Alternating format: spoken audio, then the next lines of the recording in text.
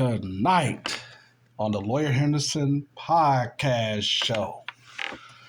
Well, it is a movie that came out in 2009. But what is the real nature as to why white people really helps or really help black people, and what kind of recognition did they want for doing so, if any recognition at all? We covered the 2009 blockbuster film The Blind Side. I look back at the 2000 movie and what was expected out of that film as it relates to what white people do for black people when it comes to so-called charity or helping black people. The advancement of what they want out of that help. In addition to that, we got also some updates for you. Eric Dyson talked to Lamont Hill about the not having no more influence of the black community. And Dr. Dre files legal paperwork to remove a video of anti-black hater Representative Marjorie Greene. Representative George Santos, a white Hispanic, is basically showing the white supremacist sign as he's been sworn in to Congress. And there's black business owners who's been forced out of American malls. We'll talk about it. And also finally, Pastor John Amowuchi says that black Americans need fathers, not reparation. Man, you got the Lawyer Henderson is here. The Lawyer Henderson podcast show is here, ladies and gentlemen. And you got me actually for an hour. Let's talk about it today on the Lawyer Henderson podcast show.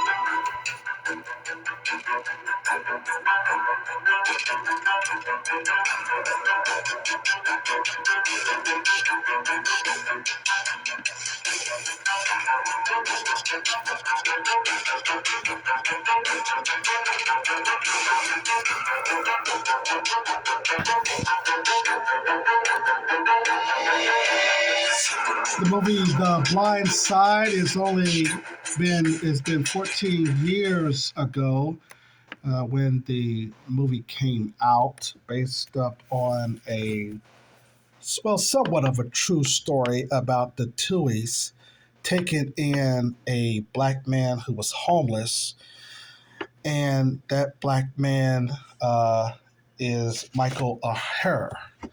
And basically, I know we come in late talking about this film because it came out 14 years ago, but we wanted to go into a deeper conversation about times where white people only help black people, and the reasons why they only help black people is to get some kind of benefit from it. You're listening to the Lawyer Henderson podcast show. Ladies and gentlemen, we got a lot to cover in this hour. Thanks for joining me again. We're continuing our video essay that we were supposed to upload last night or yesterday, but having some troubles in doing so. Man, we got a lot of things to talk about. That's the reason why we're going to be here with you for 1 hour. And a lot of people were basically enjoying all of the commentaries that we have. I necessarily know that having a small audience is very good. It's not really that you necessarily have to have a big audience a lot of times. But other black content creators, they focus on reaching a larger audience, okay? We know here on the Lawyer Henderson podcast show, our producers, we know that it's going to take time to basically get a larger audience. And of course, we've been double shadow banned by ScrewTube. ScrewTube said, nigga, You continue to talk this black stuff. That's the reason why we're not bringing any views to your algorithm. Nigga, we're going to shut you down, you see. But thankfully for the viewers who basically do listen to the Lawyers and Podcast show, our phone system is going to be coming back in April as we continue to go into almost 230 videos that we're going to be heading close to about 300 in 50 before the year of 2023 ends. So that means that at the end of 2023, we will be almost at possibly almost 330 videos, which means that we bring in more essays to you despite the ScrewTube messing us up. We're not no longer relying upon ScrewTube. Remember, we're bringing the website for you, and we're also going to be featured on Patreon, where you can join the Lawyers and Podcast show just a little as $5 a month. All of that coming. So when you like, share, subscribe, join, you'll be listening to the most popular man in Georgia when it comes to giving you the black news. We are mounting our own black business here in Georgia, here on the Lawyers and Podcast show, and we're going to be talking about the movie The Blind Side. And this movie was not only a major motion picture films that mostly white audience liked, but it also was a story. Was like a book on this. Several books. Well, a few books was written on it, and then in the New York Times bestseller book that we'll talk about today, written by Robin DiAngelo, foreword by Michael Eric Dyson, which we basically now know is he's a Democratic shill for these white liberals. But the book that Robin written called White Fragility, there was a discussion about it. Why is it so hard for white people to talk about race?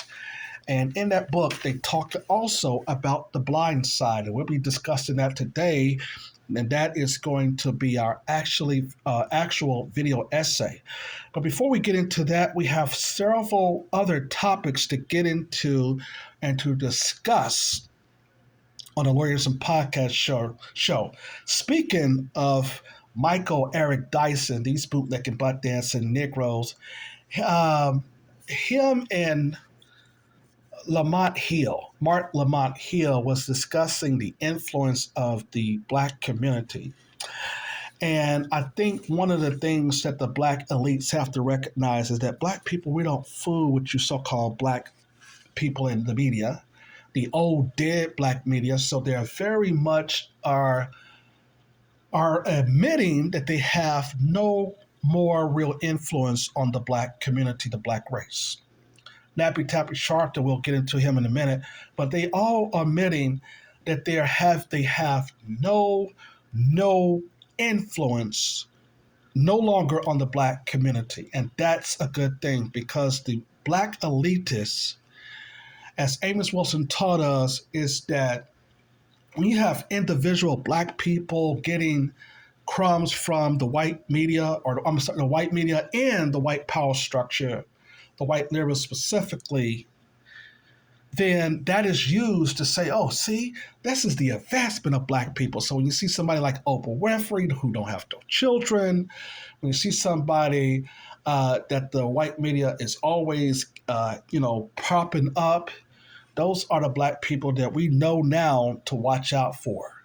And so now the old dead black media and these so-called scholars or so-called people like that's supposed to be representative of black people, like Michael Eric Dyson, Marc Lamont Hill, they're admitting that they no longer have the influence that they did or thought they had in the 1980s and 90s, you see. And so we wanted to just bring that out. Al Sharpton has, as I did a video essay, had warned the Democrats that you're going to be losing the black vote because you're not offering them anything. And they are well aware of this now. You see, when the old civil rights generation was taking over, Al Sharpton could lead those people, and he can also lead us into dealing with only social things and trying to socially integrate with whites and others. But he basically are not going to help us economically. For instance, Al Sharpton, as I mentioned, said that he stood with the illegal immigrants at the border. And that is a problem because I told you these civil rights Negroes always tried to represent everybody else besides the black community. This is why young black folks, we don't fool with these old folks. We don't fool with the civil rights organizations like the NAACP and the Urban League. And there's a reason for that. So our Nappy Tappy Sharpton, we don't fool with you. We already know you're part of the Democratic organization. You like those white supremacist liberals, and you're on their side. The hell with these illegal immigrants. We told you that voting for Joe Biden, putting that man in office, black people were dealing with the third phase of Reconstruction. In other words, the illegal immigrants coming over here to undermine us. And the people who've been really leading these phases in histories that hurts black people have been the Democratic Party. The Democratic Party led all three Reconstructionist eras. Okay, the first one when they firebombed and blew down black people's businesses and had black people running in the swamps and cemeteries to hide because of white rage. We'll get into a little bit about white rage here later on in the program. But yeah, Nappy Tappy Sharpton, you are not the leader of black people, okay? And so these older black people, they're dying out, so they really don't have nobody who they can really use to go out there. Al Sharpton is not going to bring the young black people out anymore. He's done, okay? He is done. We're going to be talking about what the new code is and why black people don't need leadership. We don't need all these people talking and speaking for us. We got illegal immigrants out here talking about we don't need reparations and stuff. We'll talk about that pastor in just a moment who said black folks don't need reparations. They need fathers and stuff. We have to be able to call out anybody who is trying to speak for us. We don't want black illegal immigrants speaking for us at all. You see what I'm saying? But we'll get back to most of that later on when we discuss The Blind Side. We're moving on to the other situation. Dr. Dre files legal paperwork to remove a video from anti-black Representative Marjorie Taylor Greene, who used, I think, an instrumental or a song, Still Dre, on one of her videos. And Dr. Dre said, no, we don't, the song Still Dre, that's me, as a lawmaker, you know that you're not supposed to use nobody's music, copyrighted music, unless the artist grants you permission. And that's the problem with these white folks. They basically are so racist, but they still want to use our artistry. They still want to take advantage of using certain things and certain talents that we have to advance them. And that's the reason why we're focusing on the movie The Blind Side today.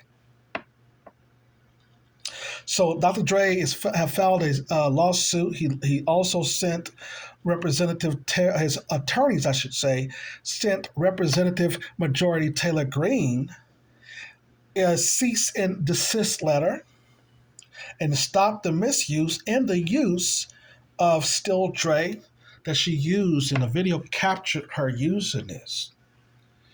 Okay? So just like the white liberals, we don't trust the white Republicans either. Moving on to other updated news, Representative George Santos was being sworn in, and he's a New York lawmaker from New York. He's a Republican, a white Hispanic. As he was being sworn in, he was throwing up a white power symbol. He also, of course, as you know, was the representative that lied about his resume. And this is the reason why we keep on telling you there's no black and brown coalition. These white Hispanics are as dangerous as these white supremacists. We told you all this. And of course, there's also ethnic complaints that have been filed against this representative, but he still have been is being sworn into office. I guess the ethnic since the ethnic complaints just started, so they're going to be investigating him, and so everybody is already asking him to resign because here's the thing: if you're going to have white Hispanics who is going to go into politics and they do this kind of stuff, they're already showing their hand here. They're already showing their hand.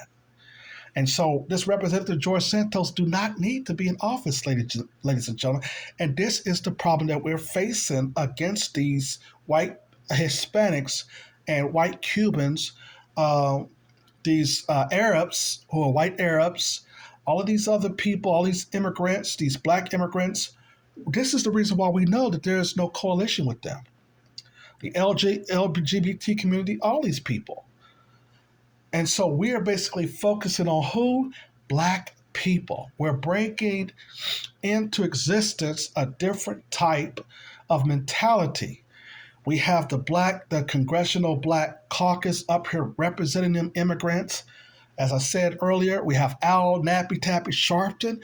He's out here speaking for immigrants and not black folks. We are moving away from these so-called black leaders. And that's the Gen X's and black millennials and the black young generation. We are calling everybody out. If you like what I'm saying today, hit that thumbs up button, hit the like button, and leave your comments, like, share, and subscribe. Don't forget to cash out. If you want to give a love offering, it's $lawyer Henderson 40. Continuing here. There is a pastor, he's from Africa. His name is John Amamuchi or Amamuch, Muwa, whatever you call it, Aman Chua Mochi, whatever this man is saying. We know that he's an illegal immigrant. He basically was reacting to a speech given by Representative Hakeem Jeffries. I think that's his name. And he said this pastor, this illegal immigrant from Nigeria, I think he's from, that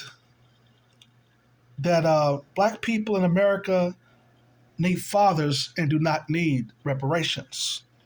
Well, a lot of black people took offense to that because we already know that we don't want these illegal immigrants speaking for us.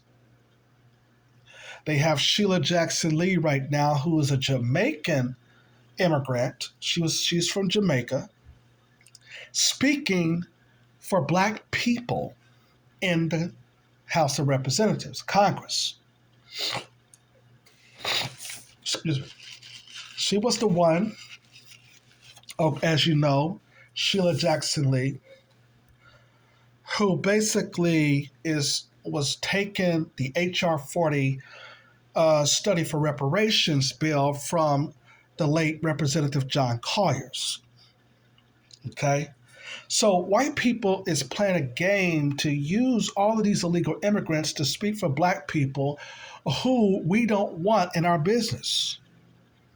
We don't want none of these illegal immigrants and people speaking for us. Black people demand to speak for themselves, should speak for themselves, and everybody else, these Johnny-come-latelys, we don't want them speaking on the black plight at all. Now, speaking of these pastors who wants to speak up against us, let's say that if we take away their tax incentives that they get from church and hold them accountable for their cash collecting and what they do not do for the black community, what if we had a subject on that pastor, John, from Africa, talking about black people don't need no reparations? Man, are you a fool or what? But moving on to our updates, ladies and gentlemen.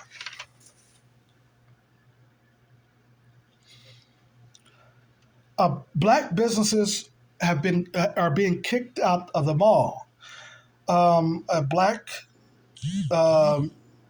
There was the group of black owners and entrepreneurs, according to Lisa Cabrera in her podcast, did a story about this. As I told you all, there's several ways of that the third phase of reconstructions began. And putting Jim Crow Joe Biden in office began this third phase of reconstruction. Remember the reconstruction of the 1860s or whatever, 1870s. Then you had the reconstruction of Obama with DACA and illegal immigrants. And then you have Joe Biden, Jim Crow Sloppy Joe, who is basically now leading the third phase of reconstruction against black folks. We told you by putting him in office that this was going to happen. So the third phase of reconstruction is to go after black businesses and to also bring illegal immigrants over to pile on top of black folks and undermine our plight. That's the third phase of reconstruction that's happening right now under Jim Crow Joe. And when he was on Seth Meyers, he talked about this. I think he was on Conan O'Brien or Seth Meyers, one of those night shows, where he talked, where Jim Crow Joe talked about, including in his run for president, he told us that the Hispanics are the future of America. This third phase of reconstruction that the white liberals keep on bringing to our faces as well. Now, but back to this black business and entrepreneurs have been kicked out of several malls throughout the United States. South Point Mall in Virginia, a sister over there by the name of Italia Talley was kicked out and was given a termination without warning. And for 8 straight months, as Lisa Cabrera had pointed out, she basically was forced to throw all her products in the trash because she had a limited time to get out. She didn't have no attorney. But she basically, and this happened in South Point Mall in Virginia, and for 8 straight months, she was doing very well in her business. But the mall management said, "Oh, you got to get out because this Santa Claus display, tying up Santa, that's not going to be good for us. So you got to leave. You got to go." In addition to her story, in 2021, a barbershop that was in Charlotte, North Carolina, had some space. It was in an affluent mall, South Park Mall. What is it about these South Park and South Point where you know that the owners are just damn discriminated and racist and all this stuff here? Anyway, and anyhow, in 2021, a barbershop in Charlotte, North Carolina, opening a space in an affluent South Park Mall in Durham, North Carolina. I'm sorry, Charlotte, North Carolina. Dwayne and Jermaine Johnson was on a temporary lease that they claim, or what the management said will be over. It would be over abruptly, and they're going to terminate the lease early because they want somebody permanent in there. And so they went to the local media, the local news. It was all on the news. And they're like, "Damn, this is bad business." So they said, "All right." They announced later, "Oh, they're not going to move nowhere. They're going to stay at the mall." You see, I guess the community came together, the black community came together and said, "Oh no, you're not going to shop in your mall if you get rid of them." You see. Then up the street in Durham, North Carolina, leaving out of Charlotte, you drive yourself up to Durham, North Carolina, and this happened in 2022, last year. A popular store was also forced out of their stores. And this store, owned by Michael Phillips, was earning money so much in the millions. So we're saying we're like, wait a minute. These successful black entrepreneur businesses are being kicked out. They're being targeted by these white supremacists running these malls and management. And this is what they do to black folk. And we got to be very, very, very, very careful, because these white folks, these white supremacists, they want us out of. They want to control us. Let's say that they want to keep us, as I often said, in a segmented labor market. They do not want us to do nothing economically for ourselves. This is the reason why when at the time that we had 60 communities thriving in the United States, white folks would get so mad because not only did they have to borrow money from us, they basically got upset because black people was not really fooling with them like that back in the days. We went every time they needed the government to come and help them to destroy black business. And this is the reason why we're calling everybody out, because we are now minding our own black business. We're focusing on our economics. We're demanding reparations, and the white liberals and their bootlicking flunkies hate this. That's the reason why they have to bring Nappy Tappy Sharpton out there to warn them that black people is just not fooling with the Democrats. We're not going to go to the polls just to vote for nothing. If we go to the polls like I did in this last election, I'm going to do what is called a protest vote. I'm going to vote Republicans because there's some things that they are doing that I agree with, like building a wall and closing down our borders. Making sure that our borders are safe and that we basically have these illegal immigrants to go back home. Now, as you know, Jim Crow Joe Biden didn't want a lot of black immigrants. He flew those black folks, sent them on a train, on an airplane, and got them straight to hell back there in Haiti. Okay? They could not come over here. They was like, no, we don't need you black folks over here. We want the ones who are coming from south of the border. We want the Latinos. We want these illegal immigrants that can barely speak English and over here, these Spanish, because we already know throughout history, they're the ones who is going to do the work for the white supremacists. And that's the reason why we do not like and support people like this Representative George Santos, because we already know that he have an anti-black sentiment for black people in America. And this is the reason why we're calling out these illegal immigrants, these white Hispanics, these white Cubans, these white Arabs. We're calling out everybody who think that they're going to come over here and put us as black people down. And so we're even going after these black immigrants in the old civil rights generation who are shuffling and jiving about our reparations. You see? And so that we have to basically understand what is going on in the United States, that black people are facing a third phase of Reconstruction. Remember, the first phase was in the 1860s and 70s. The second phase was during the Obama administration, when he basically did an executive order for DACA to bring the illegal immigrants over here temporarily, even though they don't fight in the military like black folks do, have not fought in every war that this country had had. Obama also helped the gays and the transsexuals get a lift up over black folks. And now we're dealing with the third phase of his extension of doing this, with the third phase under Jim Crow Sloppy Joe.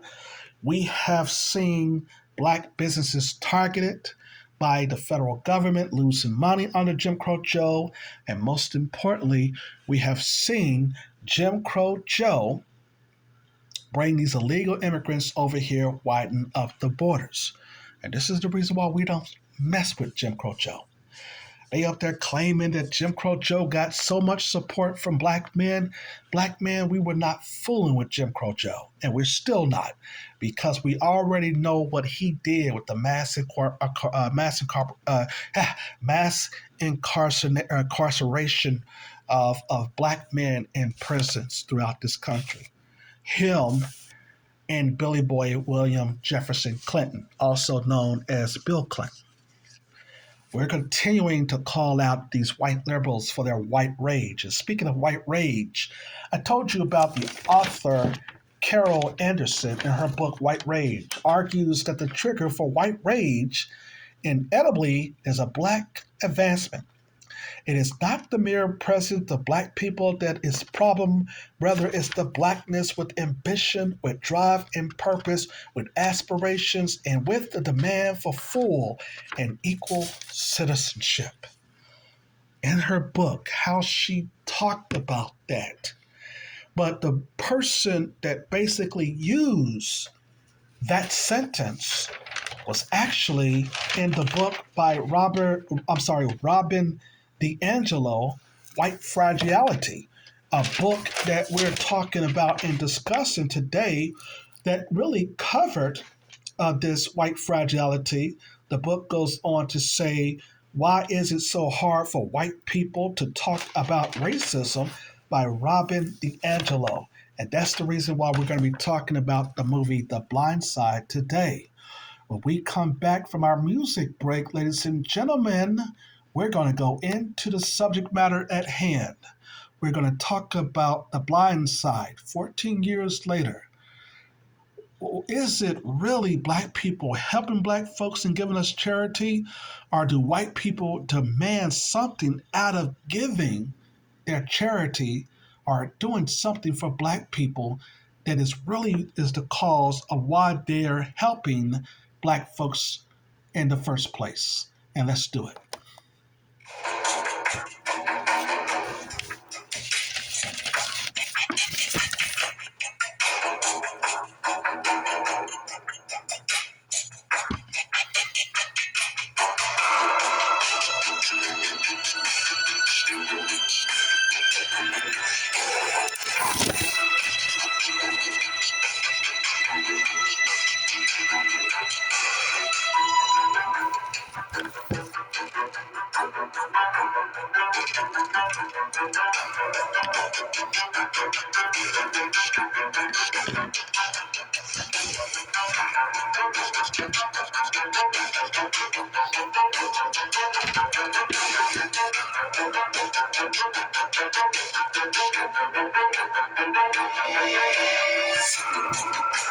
Henderson podcast show is back from its music break, and we're still with you, ladies and gentlemen, talking about the news that you can use, and also to talk about what's going on around the world relating to us black folks. These good white people is trying to keep us in a segmented labor market.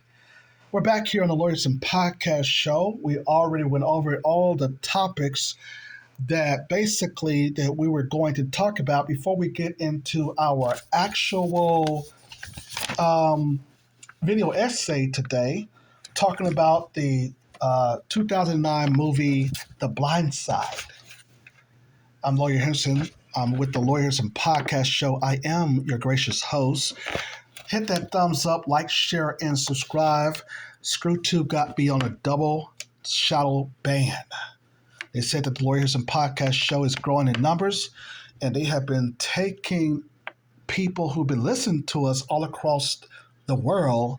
They've been taking our subscribers, they've been taking away our members, and they said, nigga, we're gonna make you we're gonna make sure that people are not listening to you, and all the other people who are listening to you, we're going to make sure they basically believe that there's not nobody listening to you by taking your damn members, nigga. And then what we're also going to do, nigga, we're going to make sure that for once and for all, nigga, you stop talking that black stuff. You see? So thumbs up, like, share, and subscribe. You're listening to the Lawyer Henderson podcast show. There is some news feed coming into the Lawyers and Podcast show. BBC is reported last week that a pigeon was arrested for flying crystal meth in a Canadian prison, which of course they were bringing in for some white folks, white men. And then on top of that, there was a woman by the name of Marjorie Chapman, who's from Colombia, who said that she was kidnapped at the age of 4 years old and raised with monkeys. And that's reporting from what is this? LA Bible News Organization. Okay, white people, stay away from the internet. Y'all are just pigeon bringing in meth and amphetamine, pigeons bringing in all kinds of drugs for these white men in jail or in prison. A white woman this Colombian woman talking about some white man came and arrested her after she spent years and years and years in the jungle raised with monkeys. Okay, white people, okay. Y'all just saying anything to report on news. It's just unbelievable. But anyway, ladies and gentlemen, thumbs up, like, share, and subscribe. It is a good thing that you have the Black Grassroots Media. We are so on it, ladies and gentlemen. We basically are bringing the news that you can use. Meanwhile, the old bootlicking, butt dancing civil rights Negroes and these bought and paid for bootlicking Negroes that the white media be bringing on, they have constantly and consistently admitted that black folks are just not fooling with them when it comes to news. Okay? Let's get into the book, I should say, White Fragility by Robin DiAngelo. I give her credit. Why is it so hard for white people to talk about racism? And we're going to get into the movie The Blind Side a little bit as well. We're not going to talk about the film director and what the director wanted or not like that, but we're going to talk about what white people do in order to try to say, well, let's look at this situation. I helped out a black person. You see? But white people don't do anything like that unless they're trying to get some type of credit, also to get something out of it, the benefit of helping a black person, whether they're trying to get that person into sports, whether they're trying to get that person in some money from that person, some kind of incentive is there for white people to go to the white media and say, listen, see, we're not racist. Look what we did for this Negro here, you see. And that's what we get into The Blind Side about, okay? But the book, White Fragility, go into like this. It says, consider an example I often use in my presentation, The Blind Side, a hugely popular movie for which Sandra Bullock received an Academy Award. This film is a cogent example of whites as a racially benevolent side of the coin. The film is based on a true story of a family, the Tuohys, who rescued Michael Aher, a black man who came from impoverished family circumstances and who went on to become an NFL player. You see, I told you, white people do not do anything without there being some type of incentive when it comes to helping black folks. Okay? Although the movie was popular with white audience, many problematic racial narratives are reinscribed in the film. In fact, there are no black characters who do not reinforce negative racial stereotypes. Now, the movie go in to talk about the fact when Michael was in the walking in the hood, he will always be he will be in a neighborhood. He'll talking about these. The book is talking about the drug dealers that he went inside one of their homes in the hood, in this apartment complex, this ghetto infested neighborhood where Pookie Ray Ray is, and they say, "Hey, come in and have a beer with us, or some whiskey, or some liquor with us," and he does that, and they begin to talk about his supposed white mother, that played by um, Sandra Bullock. Okay, okay. It goes on to say, and I'm sorry, her himself is portrayed as a childlike, gentle giant who lives in abject poverty. Sprinkled in are his drug addicted single mother with multiple children from unknown fathers, the incompetent welfare worker, and the uppity lawyer, and the menacing gang members in his drug infested and crime ridden neighborhood. See, this is what white people would like to put on us as well. Their stereotypes of the film's director shows you that they were going to basically use the stereotypes of black people in general to make their story. In fact, the Michael Ahern in the film was very, very upset of how he was portrayed as this big black dummy. Like one of the scenes where Sandra Bullock character have to come off the bench and explain to him how football works, some of the rules of football, which is he'd been studying football ever since he was a child. So he would have known what, how to block or and what to do as a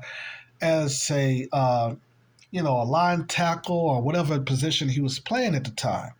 So this was kind of like a way to say that white people were very genius in helping Michael O'Hara out because they learned taught him how to play football, and therefore that means that he went to the NFL, and later after being in the NFL, he went on to be successful, and they had a movie about him and everything. And this is something that we basically have to watch out for what white people do in a sense. Okay.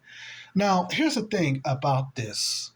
The mother was basically also upset about her portrayal in the film. This is a woman who had, I think, 12 kids by different men, and said that she had loved all her children, and also talked about the fact that she basically really, really, really did not do what the film is saying. But here's the problem, respectfully. This system, the child's welfare system, doesn't care. They doesn't care how the mother is living. They always want the child to stay with the mom. Okay. Now, who's to say if the fathers was not in the picture? That's one thing. But in a lot of these cases, the father is kicked out if the mother is going to get welfare in a sense. And dealing with the fact then that if Michael's had siblings and they have different fathers, I'm almost certain that one of those fathers would have wanted to take care of the kids. Okay.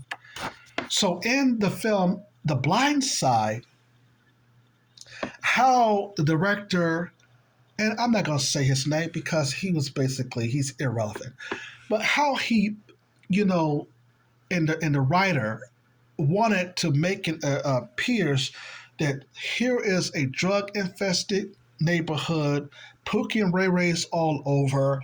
It's a welfare system. Why is this big, tall, Humpty Dumpty black man walking in the rain at 2-3 o'clock in the morning? Now, if you stay here on the Lawyer Henderson podcast show, remember we talked about the movie Ma. We talked about the movie Us. We talked about the movie, what was the other films that we've been talking about have a racial element in it?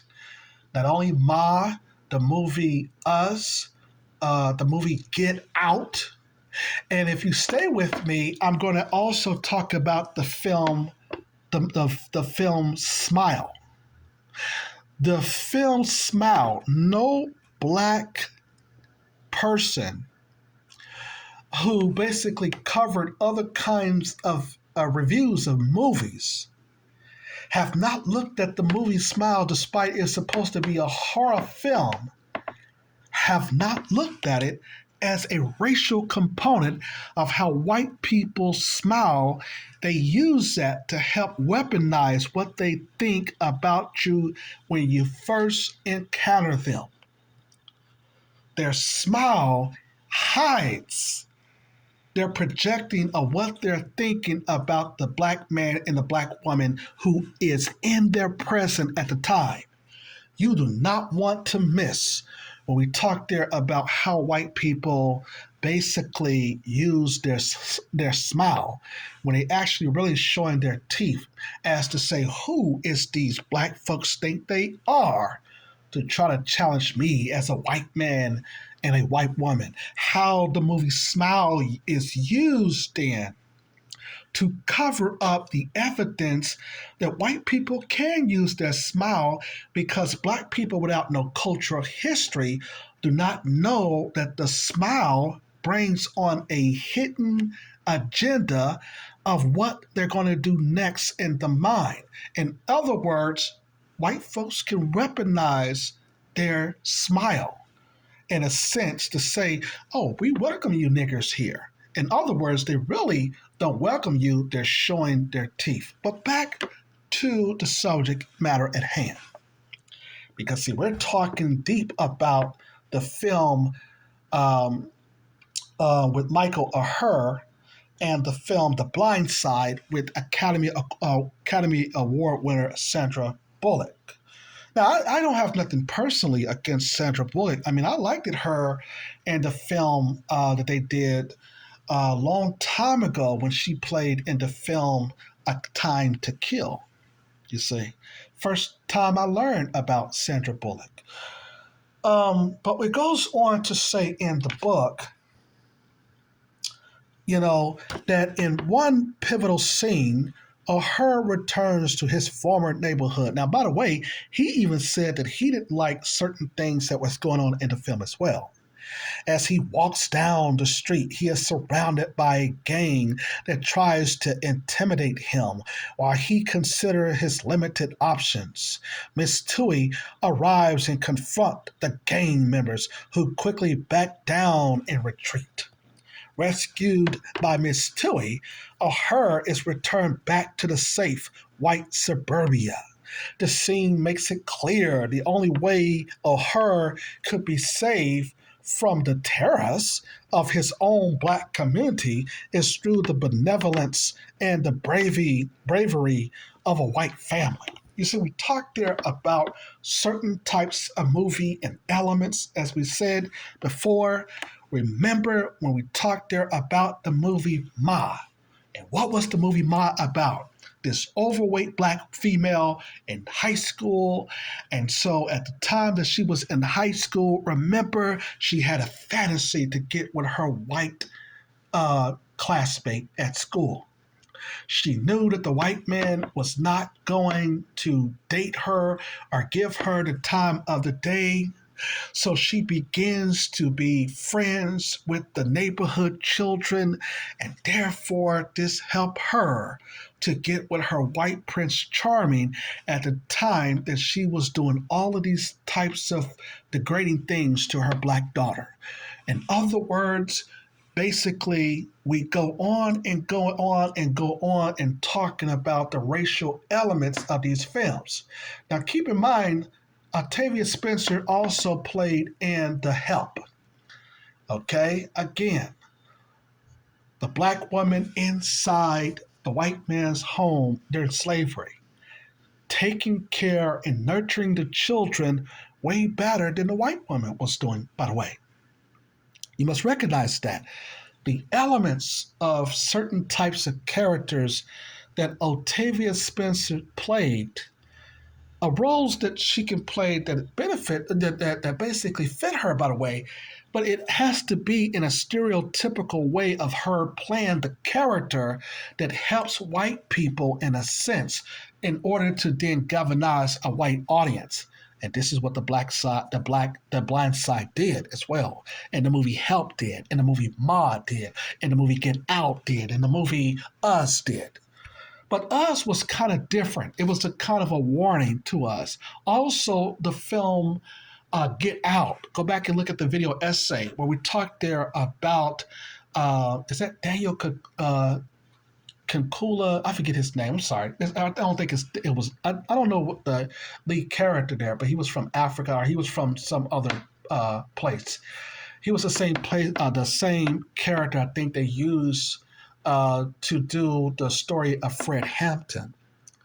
But in the film Get Out, you see the white typical woman, the white typical female. Okay, as we often said that these black men get with, she basically lures him to the small town that they were staying in. And the car gets hit by a buffalo. Okay. But as he's driving with her in the town, that the only sound person that was in the film was played by a black man who was the TSA worker. Okay.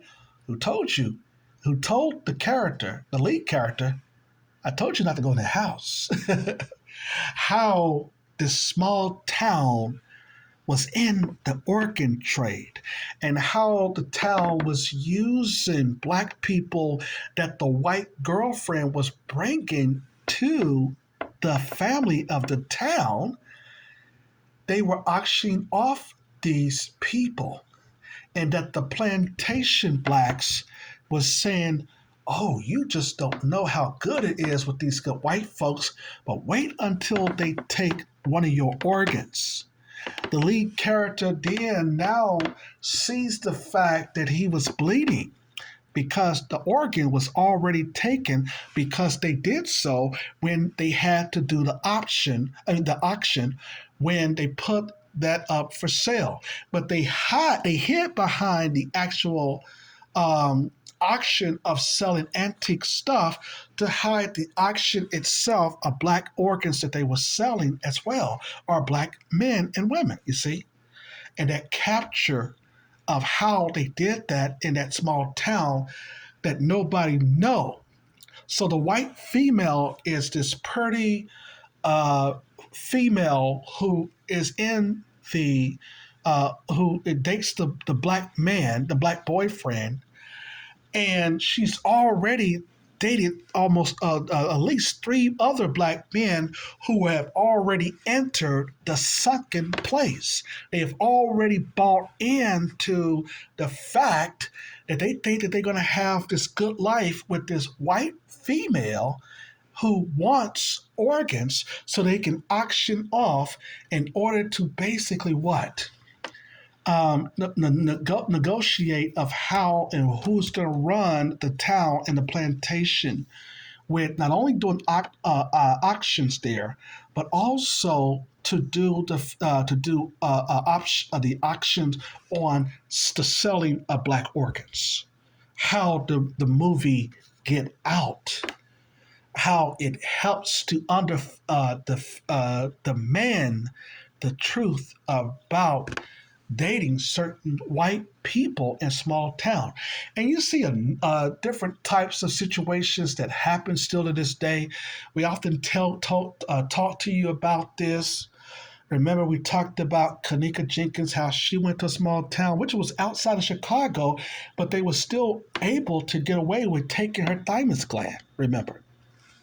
We talked about other towns where black people and black women who have went to these towns and went into on these trips with white folks, and all of a sudden they get shot and killed, or there's some type of incident. You see, the film Get Out warns and tells these immigrants something that they should already know about going on some field trip with some white folk without there being black people present, you see, or there being a black police officer and things of that nature. How the film Get Out basically was able to take on a different type of racial stereotyping component, though, that warns black people, but the blind side is kind of different. It is white people saying, no, we've been helping you niggers. Look at the story of this white family helping Michael or her escape poverty his mother abandoned him and she was on drugs. And basically, she did not do anything in the caring for her children. And the black woman, the black mother, his mother, Michael O'Hara, was saying that this was not true. Yes, she struggled in a sense, and she didn't have any help, but the stereotype that was used by the director got all of these white people and to turn this film based upon a stereotypical situation where white people project on black people. They make so much money off of this in Hollywood. You understand what we're saying here? We're talking about the constant and the consistent way of how white people view black folks. But let's continue what the book says here and not the actual film here. It goes on to say here that in the film, white professionals discuss O'Hara as if he was developmentally disabled. He certainly comes off as such. He is passive and inarticulate throughout the movie. His teachers note that on his IQ test, he scored in the bottom percentile in the ability to learn, but in the top percentile in a protective instinct.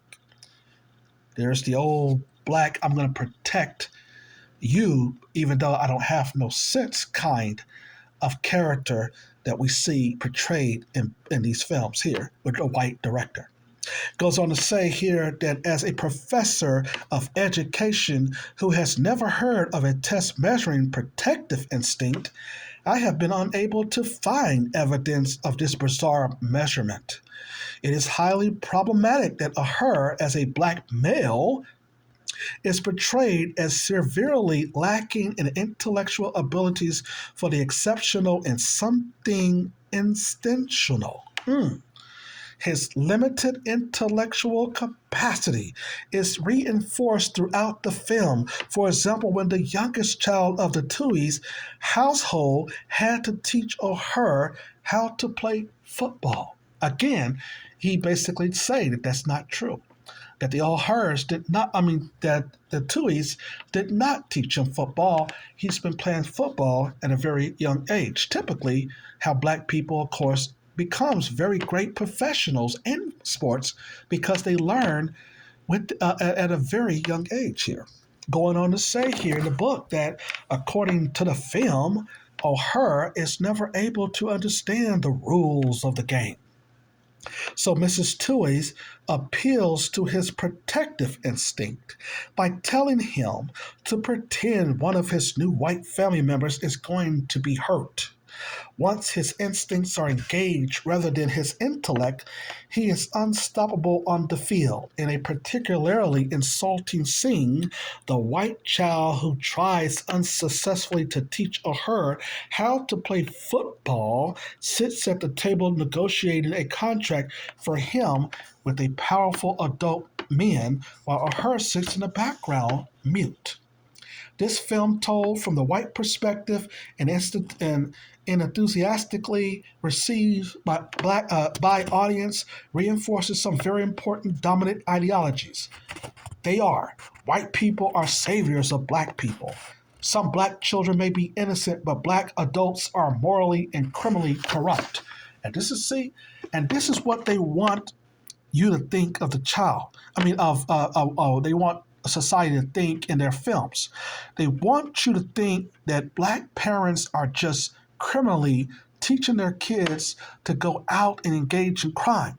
And so therefore the white media is the one, along with these good white folks, are going to be able to rescue them from this horrific and this criminal nature that surrounds and plagues the black community. We must recognize that it is white men who keep resources out of our communities. You understand? And this is the reason why we're fighting for reparations here. Whites are willing to save or otherwise help black people as seemingly great personal cause are noble, courageous, and morally superior to other whites. I told you, white people don't give you anything unless there is a future benefit. By Michael O'Hara going to the NFL is a future benefit. By them telling a story in Hollywood, the Tubies got a future benefit off of that. You see, I told you, they don't help black people unless they're getting some out of it. It goes on to say, in these particular perspective of stereotypes, it goes on to say that individual black people can overcome their circumstances, but usually only with the help of white people. That's the type of stereotype it tries to portray, that the black man cannot do anything himself. Also talks about that black neighborhoods are inherently dangerous and criminal. Virtually all blacks are poor, incompetent, and unqualified for their jobs. They belong to gangs, are addicted to drugs, and are bad parents. You see what I'm saying?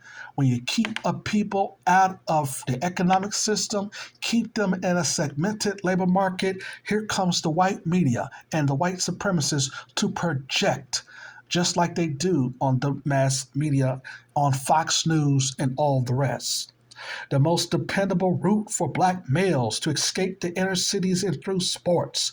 White people are willing to deal with individual deserving black people, but whites do not become a part of the black community in any meaningful way. You see? So the film ends with a voiceover from Miss Tui, a Christian, claiming it was God's will that his boy, as she calls him, be saved, presumably because his talent on the field made him more profitable and thus valuable to white people. The Tuis, of course, are the good whites, who have to deal with the prejudice of the individuals bad whites they encounter at the country club and other places. In this way, the racist, bad not racist, good binary is all also reinforced. The film is fundamentally and insidiously anti-black. White racial socialization engenders many conflicting feelings towards African Americans: benevolent, resentment, superiority, hatred, and guilt roar barely below the surface and erupts at the slightest breach, yet can never be explicitly acknowledged.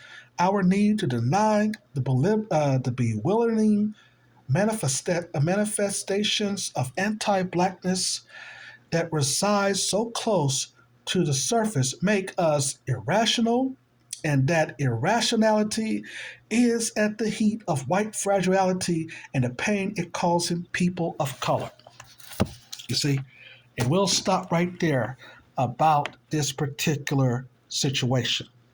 In other words, that this film is basically saying what? It's saying that in these infested communities that black people are in, white people can go and do a better job in saving and raising the black child who they see deserve to be a part of a good society. And therefore, in a good society where we good white folks are in, we basically could show you that a black man or a black woman can achieve success with the help of us good white folks.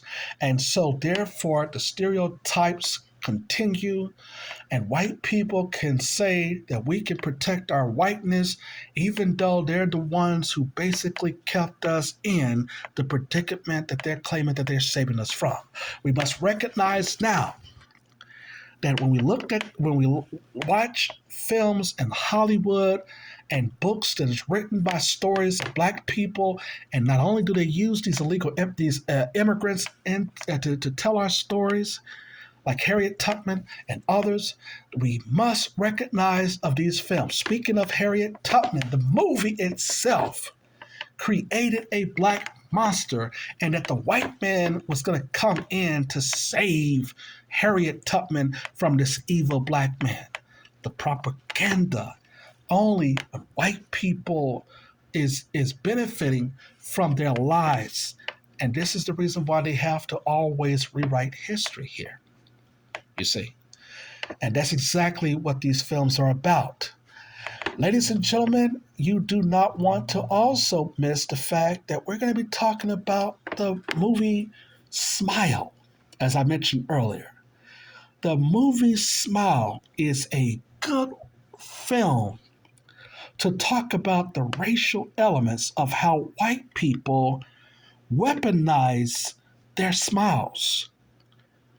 They basically use it as a way to help hide their agenda against black people as a group. I told you the Negro, he doesn't see it because he don't have history and culture, like a lot of these divestment females.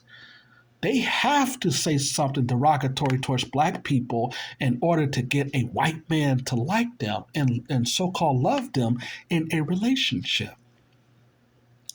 But this story about this female on Smile, man, you do not want to miss my review on how that stereotype is somewhat different than The Blind Side and the other types of films we covered, such as Ma, such as Get Out, such as Us. Remember what we talked about the film Us.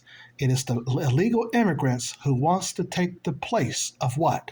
Of black people who were born in the United States, saying that we are just like you, but we can treat these and be better servants to these good white folk. You understand? And that's what it's all about.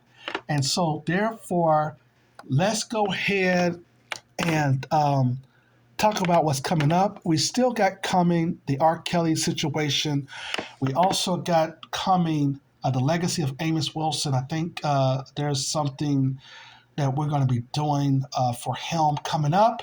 And ladies and gentlemen, you also don't want to miss the video essay on the film Smile.